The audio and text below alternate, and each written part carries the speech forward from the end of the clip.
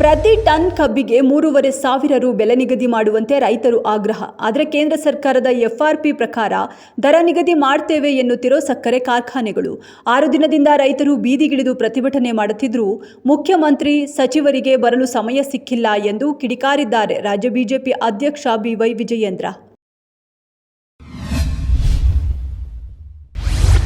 ಬೆಂಗಳೂರಿನ ಬಾಗಲೂರು ವ್ಯಾಪ್ತಿಯಲ್ಲಿ ಮನೆ ಕೆಲಸದಾಕೆಯೇ ಲಿಫ್ಟ್ನಲ್ಲಿ ನಾಯಿ ಮರಿಯನ್ನ ಬಡಿದು ಕೊಂದು ಕತೆ ಕಟ್ಟಿದ್ದ ಅಮಾನವೀಯ ಘಟನೆ. ನಾಯಿಯನ್ನ ಕೊಂದಿದ್ದ ಪಾಪಿ ಪುಷ್ಪಲತಾ ಅರೆಸ್ಟ್.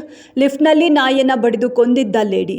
ನಾಯಿ ನೋಡಿಕೊಳ್ಳಲು 23,000 ಸಂಬಳ ಕೊಡುತ್ತಿದ್ದ ರಾಶಿಕಾ.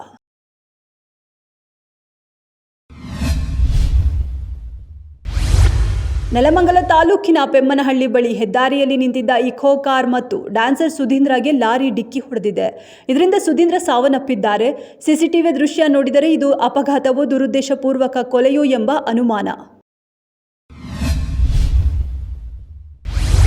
2018ರಲ್ಲಿ ಬೆಂಗಳೂರಿನಲ್ಲಿ ನಡೆದಿದ್ದ ಸಿದ್ಧಾರ್ಥ್ ಕೊಲೆ ಪ್ರಕರಣ. ಕೊಲೆಯಾದ ಸಿದ್ಧಾರ್ಥ್ ಹುಟ್ಟುಹಬ್ಬದ ದಿನವೇ ಆರೋಪಿಗಳಿಗೆ ಜೀವಾವಧಿ ಶಿಕ್ಷೆ ವಿಧಿಸಲಾಗಿದೆ. ಮಗನ ಸಾವಿಗೆ ನ್ಯಾಯ ಸಿಕ್ಕಿದೆ ಎಂದು ಸಿದ್ಧಾರ್ಥ್ ತಂದೆ ಕೌಶಲೇಂದ್ರ ತಿಳಿಸಿದ್ದಾರೆ. ಹರಿಯಾಣದ ಫರೀದಾಬಾದ್ನಲ್ಲಿ 17 ವರ್ಷದ ಬಾಲಕಿಯನ್ನ ಅವಳ ಟ್ಯೂಷನ್ ಮೇಟ್ ಗುಂಡಿಕ್ಕಿರುವ ಆಘಾತಕಾರಿ ಘಟನೆ. ತನ್ನ ಮನೆಯ ಸಮೀಪವಿದ್ದಾಗಲೇ ಈ ದಾಳಿ ನಡೆದಿದೆ. ಟ್ಯೂಷನ್ ಮುಗಿಸಿಕೊಂಡು ಮನೆಗೆ ಹಿಂತಿರುಗುತ್ತಿದ್ದ ವೇಳೆ ಆರೋಪಿಯು ಅವಳ ಮೇಲೆ ಗುಂಡು ಹಾರಿಸಿದ್ದಾನೆ.